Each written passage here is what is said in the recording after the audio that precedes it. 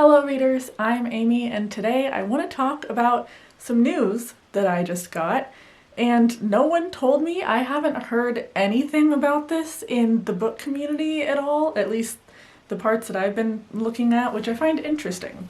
So I've mentioned in previous videos that I actually have a library card that I pay for on top of my local library card. So my local library, I live in Montana. There's only so many resources that a Montana library gets, and they have some solid options, but they don't always have like the new releases. They don't usually have a lot of copies of ebooks and audiobooks.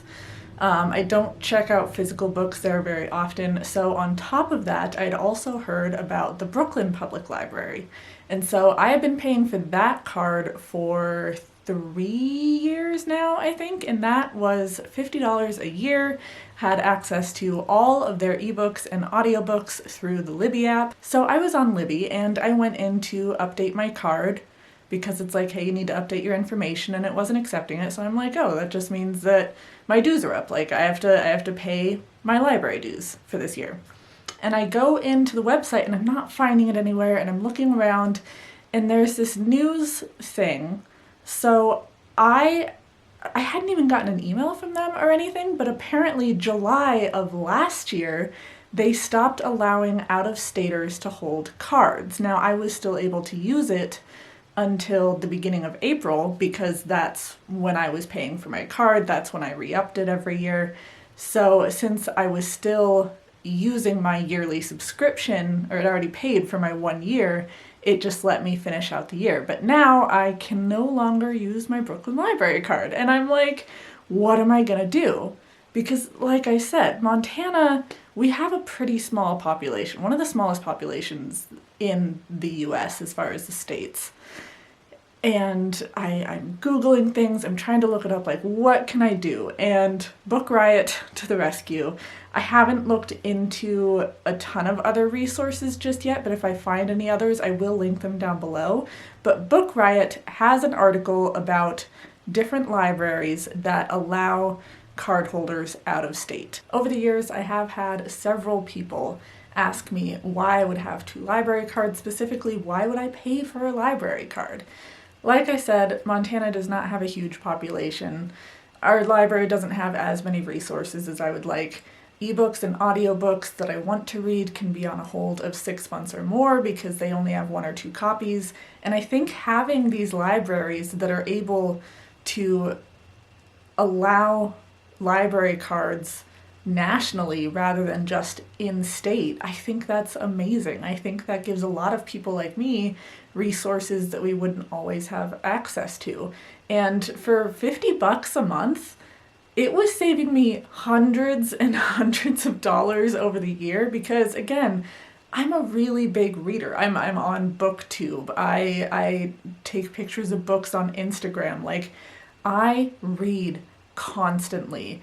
And libraries allow me to try out books that otherwise I would buy. And if I hated the book, I would have to try and resell it, or I would probably donate it to my local friends at the library. Like, rather than spending hundreds of dollars a year buying books that I may or may not like, instead for $50 a year, I can read as many books as I'm able to read in that time period. I just thought that I would go ahead and kind of go through this Book Riot list. So if you're like me and you had a BPL card and you no longer have access to that, you'll know some of the other resources. I will link this down below because there's a lot of information in here. There is the Charlotte Mecklenburg Library in North Carolina for $45 a year. The Fairfax County Public Library in Virginia is $27 a year. Houston Public Library in Texas, that's the new card that I got. I would have loved to get a library card to every single library in this article, but I don't have that kind of money right now, and until I start making money on YouTube videos, like, I don't know that I'm going to do that. But I did go ahead and get a card with the Houston Public Library, because another thing that this article talks about, and I paid $40 for the year for this one. these articles go in depth as well on how many ebooks and audiobooks are available through each library. The Texas one appeared to have the most resources, which is why I went for that one. There's also the New Orleans Public Library in Louisiana for $50 a year. Queens Public Library, which I think I'd heard of, but Brooklyn Library was just the one that was the most talked about. Queens Library is $50 a year. And that's it for the list in this article. But like I said, it goes over some of the statistics on how many books are available. So I went ahead for the one that had like the most books available. And in looking at Brooklyn Public Library's website, which I will also link that down below, it talked a little bit about the reasoning. A lot of it was citing money issues and accessibility.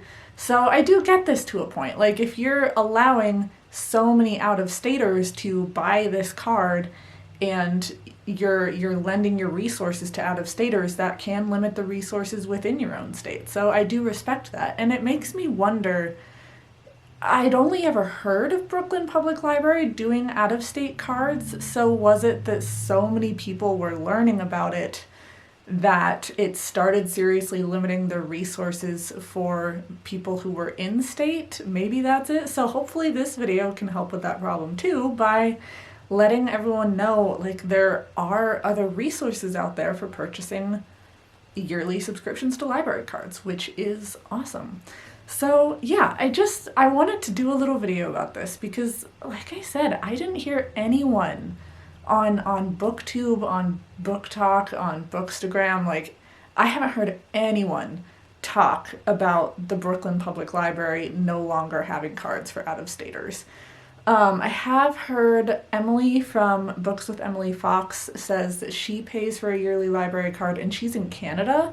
So not sure what Canadian resources are. That would be something for me to look into. But for now, I live in the US. I am looking at US cards that you can get out of state.